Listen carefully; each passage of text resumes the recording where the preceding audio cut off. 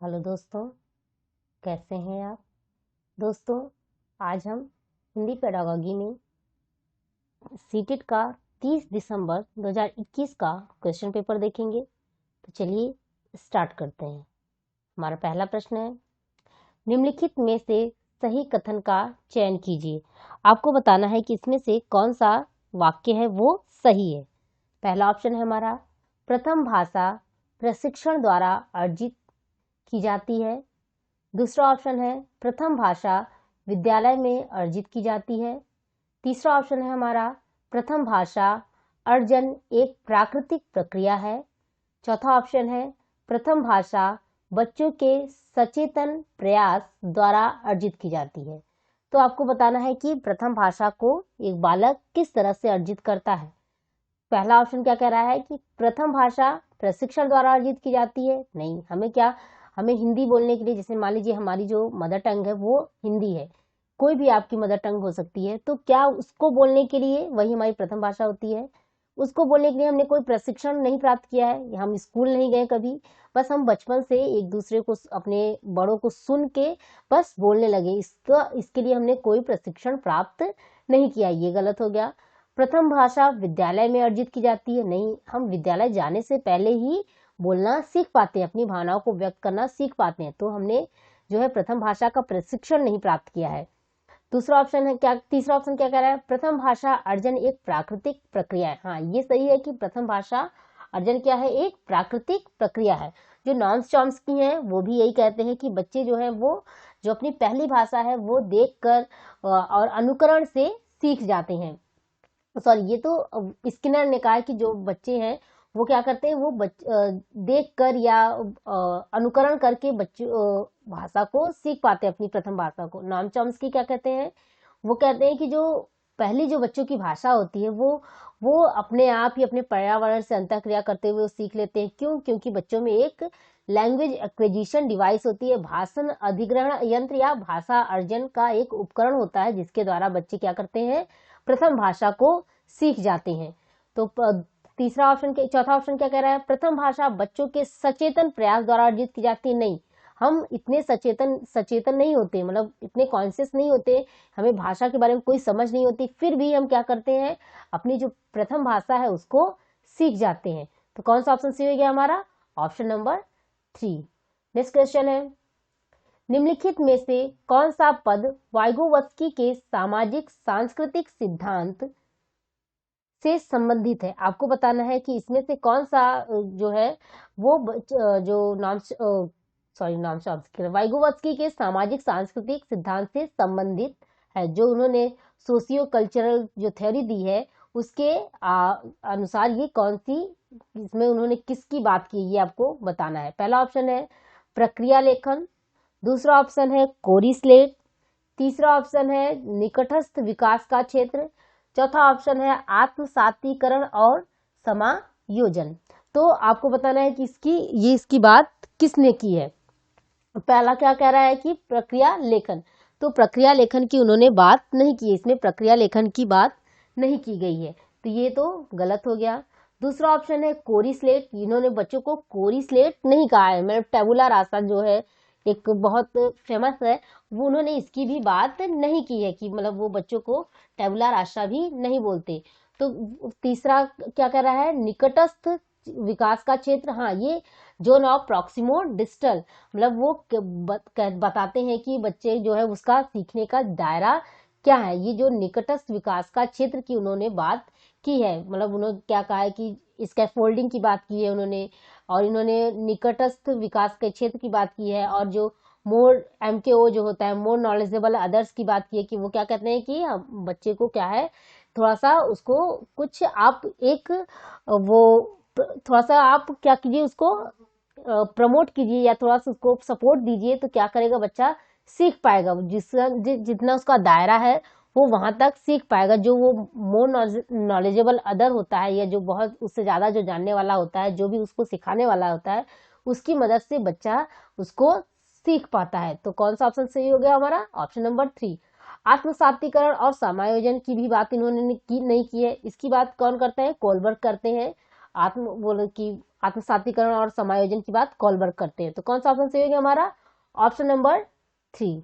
Next question है, भाषा में ध्वनि की सबसे छोटी सार्थक इकाई कौन सी है? आपको बताना है कि इसमें भाषा की सबसे छोटी इकाई कौन सी है। पहला ऑप्शन है वाक्य विन्यास, दूसरा ऑप्शन है अर्थ तत्व, तीसरा ऑप्शन है मॉर्फीम, चौथा ऑप्शन है स्वनिम। तो सबसे छोटी इकाई भाषा की कौन सी होती है? स्वनिम। वाक्य विन्यास तो बहुत बड़ा होता है, मतलब पूरा वाक्य होता है। अर्थ तत्व भी नहीं है, मॉर्फीम भी नहीं है, तो कौन सा ऑप्शन सही हो गया हमारा? Option number 4। नेक्स्ट क्वेश्चन है, रोहित 7 माह का शिशु है, उसने ऐसी ध्वनियां बोलना शुरू कर दिया है जिसमें व्यंजन व स्वर दोनों हैं। वह निम्नलिखित में से किस में संप्रेषण कर रहा है?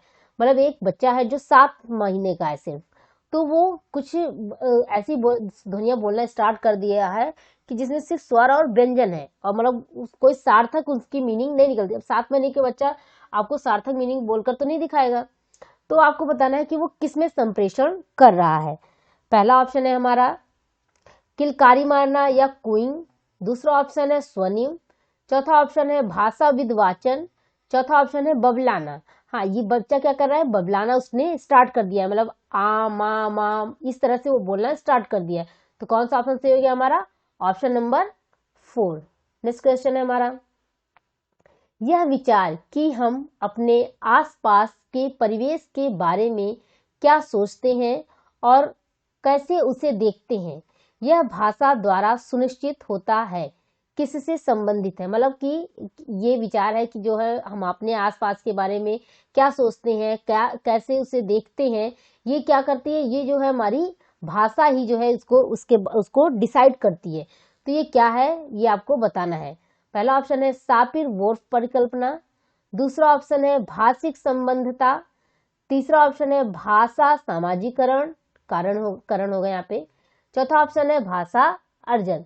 तो आपको बताना है कि ये क्या है जो ये हमें बताती है कि सपीर वोर्फ परिकल्पना में क्या है कि उन्होंने बताया है कि जो भाषा होती है वो हम अपने परिवेश के बारे में क्या सोचते हैं, इसके बारे में वो डिसाइड करती है कि हम किस तरह से सोचते हैं। ये हमारी जो सोच है उसके सभी पहलुओं को निर्धारित करती है कि कोई वस्तु के बीच में क्या संबंध है, उसके बारे में हम क्या सोचते हैं, या अपने आसपास के परिवेश के बारे में किस तरह से सोचते हैं। ये सिर्फ शब्द नहीं होते, ये हमारी सोच को भी बहुत हद तक प्रभावित करती है, ये जो हमारी भाषा होती है। तो ये क्या है? यही बात ये है कि क्या है, ये हमारे आसपास जो हम देखते हैं और वो कैसे हम सोचते हैं, ये बहुत ज़्यादा हद तक क्या होता है कि हमारी भाषा द्वारा निर्धारित होता है। कि जैसी आपकी भाषा होगी वैसी तरह की आपकी सोच होगी। जैसे मान लीजिए कि हम हिंदी बोलते हैं, तो हिंदी जब हम बोलते हैं तो क्या करते हैं, उसी तरह के साहित्य हम पढ़ते हैं, उसी तरह के लोग, मतलब उसी तरह के विचार आएंगे। जाहिर सी बात है, हम विचार जो है हमारे कहाँ से आते हैं? हमने कभी पढ़ा होता है या कुछ किया होता है, या जैसे हमारे आसपास का माहौल होता है, हम उसी तरह के विचार हमारे दिमाग में आते हैं। अगर कोई बच्चा जो है वो इंग्लिश लिटरेचर पढ़ता है या इंग्लिश के से ज़्यादा कनेक्टेड रहता है, इंग्लिश में बातें करता है, तो क्या है, वो इंग्लिश कल्चर से, इंग्लिश का जो लिटरेचर है उससे ज़्यादा वो इन्फ्लुएंस्ड होगा। जाहिर सी बात है, उसके विचार भी उसी तरह से होंगे। हम अपनी भारतीय संस्कृति में क्या है, हम रामायण पढ़ते हैं, महाभारत पढ़ते हैं, तो हमारे विचार भी उसी तरह के होते हैं। और जो बच्चे जो दूसरे देश का जो साहित्य पढ़ते हैं, वहाँ के कल्चर के बारे में जो पढ़ते हैं, तो उनकी सोच भी तो बहुत हद तक उससे प्रभावित होती है। भाषिक संबद्धता ये नहीं है। भाषा सामाजिकरण की भी बात इसमें नहीं की। भाषा अर्जन क्या होता है कि हम बिना कॉन्शियस ही अनकॉन्शियसली हम क्या करते हैं, कोई भाषा एक्वायर कर लेते हैं, अर्जित कर लेते हैं, वो है भाषा अर्जन। तो कौन सा ऑप्शन सही हो गया हमारा? Option number 1। नेक्स्ट क्वेश्चन है, वे शैक्षिक प्रक्रियाएं जिनमें विद्यार्थी अपनी विद्यालय शिक्षा अपनी मातृभाषा में आरंभ करते हैं और फिर विद्यालय में अतिरिक्त भाषाओं से जुड़ते जाते हैं, कहलाती है। आपको बताना है कि वो कौन सी शैक्षिक प्रक्रिया होती है जिसमें क्या होता है कि बच्चे जो हैं वो पहले जो अपनी लर्निंग है वो स्टार्ट करते हैं मातृभाषा में, फिर धीरे धीरे वो दूसरी भाषाओं से भी क्या करते हैं, जुड़ना स्टार्ट कर देते हैं। तो इसको क्या बोलते हैं ये आपको बताना है। पहला ऑप्शन है बुनियादी शिक्षा, नहीं बुनियादी शिक्षा। दूसरा ऑप्शन है मानवतावादी शिक्षा। तीसरा ऑप्शन है बहुभाषिक शिक्षा। चौथा ऑप्शन है द्विभाषी शिक्षा। तो क्या हो रहा है कि बुनियादी शिक्षा ये नहीं है, इसमें क्या कर रहा है कि पहले उसने क्या किया, मातृभाषा में शिक्षण स्टार्ट किया। फिर उसके बाद जब वो विद्यालय गया तो वहां पे उसने अलग अलग लैंग्वेज सीखना स्टार्ट किया। मानवतावादी शिक्षा भी नहीं है, ये बहुभाषी शिक्षा है कि आपने क्या किया, आपने अपनी मदर टंग में लर्निंग स्टार्ट की। फिर उसके बाद जब आप विद्यालय गए तो वहां पे आपको इंग्लिश या कोई भी दूसरी लैंग्वेज आपको पढ़ना सिखाया गया। जैसे माना जा ये भी क्या कहा जाता था कि बच्चे को, जैसे मान लीजिए हिंदी भाषी जो क्षेत्र है तो उनकी मदर टंग हिंदी हो गई। फिर आप क्या कीजिए कि कोई भी मॉडर्न इंडियन लैंग्वेज पढ़ाई, तेलुगु है, जो भी भाषाएं हैं वो सिखाइए। फिर उसके बाद आप क्या कीजिए, बच्चे को फिर इंग्लिश का ज्ञान दीजिए।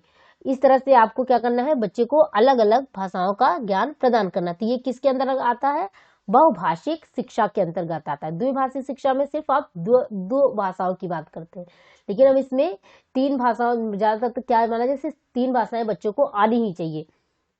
और ये बहुभाषिक का ये परिपेक्ष है जो इसमें क्या रखे, अतिरिक्त भाषाओं का ज्ञान, मतलब कई भाषाओं का ज्ञान बच्चे प्राप्त कर रहे हैं। तो कौन सा ऑप्शन सही हो गया हमारा, ऑप्शन नंबर 3। नेक्स्ट क्वेश्चन है, स्किनर की यह राय है कि बच्चे अक्सर भाषा अर्जन प्रक्रिया में, मतलब स्किनर क्या कहते हैं कि बच्चे अक्सर भाषा अर्जन जो प्रक्रिया होती है उसमें कैसे रहते हैं, ये आपको बताना है।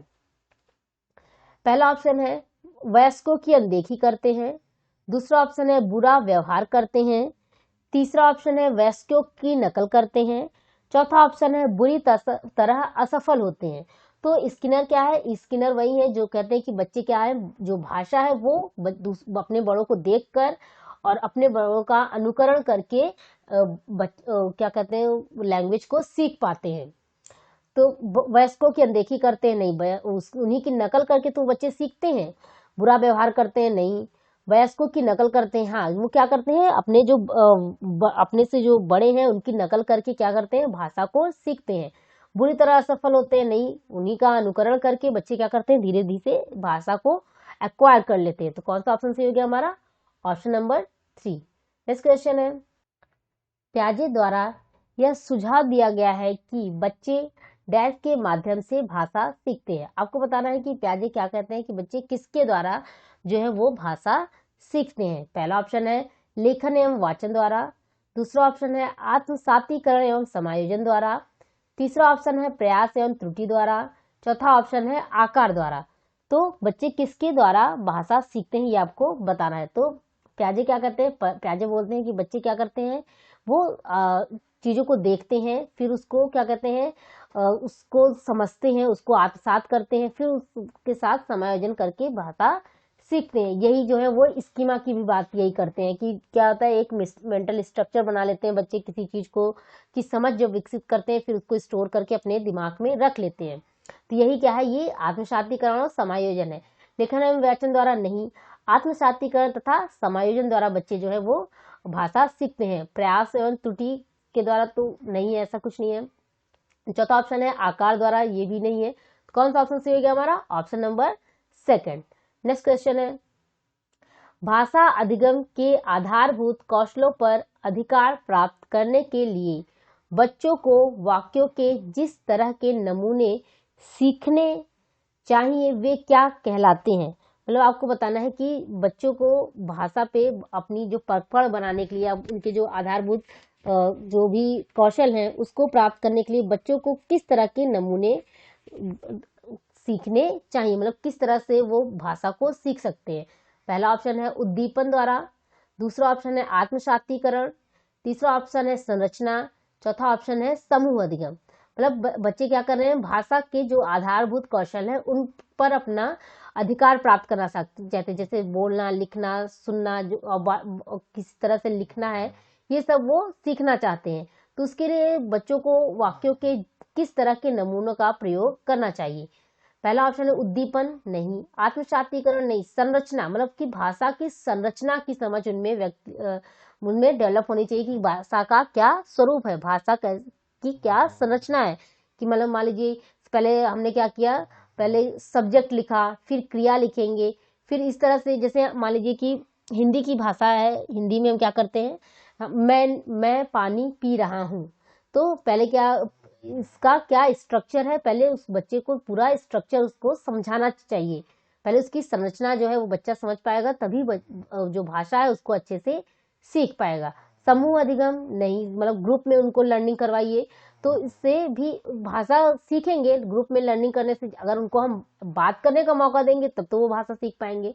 लेकिन इस सबसे अच्छा क्या है कि हमको उसके सभी कौशलों का विकास करना है, भाषा के सभी कौशलों का विकास करना है। तो इसके लिए हमें अच्छा होगा कि हम बच्चों को भाषा की संरचना के बारे में बताएं। तो कौन सा ऑप्शन सही हो गया हमारा? Option number 3। नेक्स्ट क्वेश्चन है, अतिरिक्त द्वितीय भाषा में निर्देश या पढ़ाते हुए किसी अकादमिक विषय वस्तु के शिक्षण के लिए शिक्षार्थी की घर की भाषा का इस्तेमाल करना क्या कहलाता है? मतलब कि अगर आप बच्चों को लर्निंग सिखाना स्टार्ट करते हैं तो उसकी जो मदर टंग है उसका प्रयोग करना, या जैसे मान लीजिए आपको हमने कोई दूसरी भाषा सिखाने के लिए, जैसे मान लीजिए आपको इंग्लिश सिखाना है, तो उसके इंग्लिश सिखाने के लिए हम क्या कर रहे हैं, हिंदी को साथ में लेके चल रहे हैं। तो जो हम ये हिंदी के माध्यम से आपको इंग्लिश सिखा रहे हैं, इसको क्या बोलते हैं? पहला ऑप्शन है बुनियादी, दूसरा ऑप्शन है बहुभाषिकता, तीसरा ऑप्शन है द्विभाषिकता, चौथा ऑप्शन है सटीकता। तो क्या बुनियादी शिक्षा बुनियादी है ये? नहीं। बहुभाषिकता, बहुभाषक नहीं, द्वितीय भाषा की बात हो रही है, तो ये द्विभाषिकता है। द्विभाषिकता हम क्या कर रहे हैं कि एक जो उसकी मदर टंग है उसके माध्यम से हम उसको लक्ष्य भाषा सिखाने का प्रयास कर रहे हैं, तो ये क्या है, ये द्विभाषिकता है। सटीकता नहीं है। कौन सा ऑप्शन सही हो गया हमारा? Option number 3। नेक्स्ट क्वेश्चन है हमारा, द्विभाषिक शिक्षा एक शैक्षिक प्रक्रिया है जिसमें शिक्षण अधिगम प्रक्रिया में, मतलब द्विभाषी शिक्षा एक शिक्षण प्रक्रिया है जिसमें हम टीचिंग शिक्षण अधिगम प्रक्रिया में क्या होता है ये आपको बताना है। पहला ऑप्शन है केवल एक भाषा का प्रयोग किया जाता है, दूसरा ऑप्शन है 3 से अधिक भाषाओं का प्रयोग किया जाता है, तीसरा ऑप्शन है 2 भाषाओं का प्रयोग किया जाता है, चौथा ऑप्शन है किसी भी भाषा का प्रयोग नहीं किया जाता। तो जाहिर सी बात है द्विभाषा शिक्षा की बात हो रही है, तो इसमें जाहिर सी बात है क्या, 2 भाषाओं का प्रयोग किया जाता है। कौन सा ऑप्शन सही हो गया हमारा? Option number 3। नेक्स्ट क्वेश्चन है हमारा, स्किनर के सिद्धांत के अनुसार बच्चे कब सर्वाधिक रूप से भाषा अर्जित करते हैं? आपको बताना है कि स्किनर के अनुसार बच्चे कब सबसे अच्छी तरह से भाषा को सीखते हैं। तो स्किनर क्या कहते हैं? स्किनर कहते हैं कि जो बच्चे हैं वो अपने बड़ों का नकल करके या उनका अनुकरण करके भाषा को सीखते हैं। पहला ऑप्शन है कौशलों का अभिनय करके, दूसरा ऑप्शन है नकल करके, संकेत एवं सहारा देने पर, आकार के अनुसार, तीसरा ऑप्शन है पठन एवं लेखन के माध्यम से, चौथा ऑप्शन है बोलने के समृद्ध परिवेश के माध्यम से। तो आपको बताना है कि बच्चे कैसे भाषा सीख पाते हैं स्किनर के अनुसार। तो कौशलों का अभिनय करके, मतलब कि जो स्किल्स हैं उनका क्या करके अभिनय करके, मतलब उनका एक्टिंग करके, उनका नहीं है सर कुछ नहीं है। नकल करके, संकेत एवं सहारा देने पर, आकार के अनुसार। तो हाँ, ये क्या कहते हैं कि बच्चे जो है वो नकल के करके, बच्चों अपने बड़ों की नकल करके या बड़ों के द्वारा जो संकेत प्राप्त करके या उनसे कुछ सहारा प्राप्त करके भाषा को सीख पाते हैं। पठन एवं लेखन के माध्यम से नहीं, बोलने के समृद्ध परिवेश के माध्यम से नहीं। वो ये क्या कहते हैं कि बच्चे जो है वो नकल करके, इमिटेशन से जो है वो भाषा सीखते हैं। तो कौन सा ऑप्शन सही हो गया हमारा? Option number 2। नेक्स्ट क्वेश्चन है, पशु एवं मानवीय संप्रेषण के मध्य महत्वपूर्ण अंतर कौन सा है? मतलब आपको बताना है कि पशुओं में और जो मानवों में जो संप्रेषण का माध्यम है, जो कम्युनिकेशन का माध्यम है, उसके बीच में क्या एक अंतर है? पहला ऑप्शन है पशु भावनाएं संप्रेषित कर सकते हैं, दूसरा ऑप्शन है मानव भावनाएं संप्रेषित कर सकते हैं, तीसरा ऑप्शन है पशु अपनी सुरक्षा को सुनिश्चित करने के लिए संप्रेषित करते हैं, चौथा ऑप्शन है मनुष्य अपनी सुरक्षा को सुनिश्चित करने के लिए संप्रेषित करते हैं। तो क्या है कि पहला ऑप्शन क्या कह रहा है, पशु भावनाएं संप्रेषित कर सकते हैं, मतलब जो पशु हैं वो अपनी फीलिंग्स को एक दूसरे को बता सकते हैं, ऐसा कुछ नहीं है। कभी आपने सुना है कि एक गाय दूसरी गाय को कह रही कि मुझे चोट लग गई, बहुत दर्द हो रहा है? ऐसा तो नहीं है। मानव भावनाएं संप्रेषित कर सकते हैं। हाँ, मानव जो है वो अपनी फीलिंग्स को एक दूसरे को बताने में सक्षम है। पशु अपनी सुरक्षा को सुनिश्चित करने के लिए संप्रेषित करते हैं, मतलब कि उनकी सुरक्षा बनी रहे इसलिए वो संप्रेषण करते हैं, ऐसा कुछ नहीं है। मनुष्य जो है वो अपनी सुरक्षा को संप्रेषित सुनिश्चित करने के लिए संप्रेषित करता है, तो ऐसा भी नहीं है।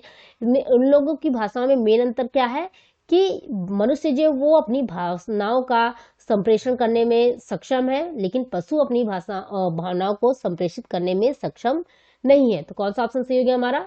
Option number second. Next question है हमारा, प्याजे के अनुसार पहले से उपस्थित किसी विचार में किसी जानकारी को समाकलित करने के लिए किसी के परिवेश को बदलने की प्रक्रिया क्या कहलाती है? मतलब आपको बताना है कि प्याजे के अनुसार, मतलब किसी पहले से उपस्थित कोई विचार है, उसमें जो आप जानकारी और उसमें ऐड करना चाहते हैं, तो इसको आप क्या बोलेंगे? पहला ऑप्शन है समायोजन, दूसरा ऑप्शन है दो में बांटना, तीसरा ऑप्शन है आत्मसातीकरण, चौथा ऑप्शन है निकटस्थ विकास। तो निकटस्थ विकास की इन्होंने बात नहीं की है, तो ये तो हो गया। आत्मसातीकरण क्या होता है कि किसी चीज को, मतलब आपने पहली बार देखा उसको आत्मसात करना, मतलब उसको एडजस्ट करना। जैसे मान लो आपने कोई जानवर देखा, मान लो आपने शेर देखा, तो अब आपने शेर देख लिया तो आपको पता चल गया कि शेर इस तरह से होता है, तो उसको जो पहली बार आप किसी चीज को देखते हैं उसको जब समझते हैं उसको कहते हैं आत्मसातीकरण। दूसरा है दो में बांटना, मतलब दो में डिवाइड करना, ऐसी कोई उन्होंने बात नहीं की है। समायोजन मतलब कि जो पहले से कोई विचार है, किसी विचार में किसी जानकारी को आप जो एडजस्ट कर रहे हैं उसमें और जोड़ रहे हैं, तो इसको क्या बोलते हैं? इसको समायोजन बोलते हैं। मतलब कोई, जैसे मान लिया आपने शेर देखा है, अब आप इसी जगह पे आप क्या कर रहे हैं, आप जो है वो चीता देख लेते हैं, लगभग उसी तरह है। तो अब आप जो ने शेर को और चीता को जो जो सेम ही दिखते हैं दोनों, उसकी भी पूछ है उसकी भी पूछ है, लेकिन अब आप इसमें डिफरेंस करेंगे कि हाँ ये इसमें ये अंतर है। इस तरह पे आप उन दोनों को अलग अलग जो समझेंगे, भाई चार पैर इसके भी हैं चार पैर इसके भी हैं, तो आप जो उसको अलग करेंगे, इसको बोलते हैं समायोजन। मतलब एक विचार में कुछ और जानकारी ऐड करके उसको अलग करना या इसको एडॉप्ट करना, उसको समायोजन बोला जाता है। कौन सा ऑप्शन सही हो गया हमारा?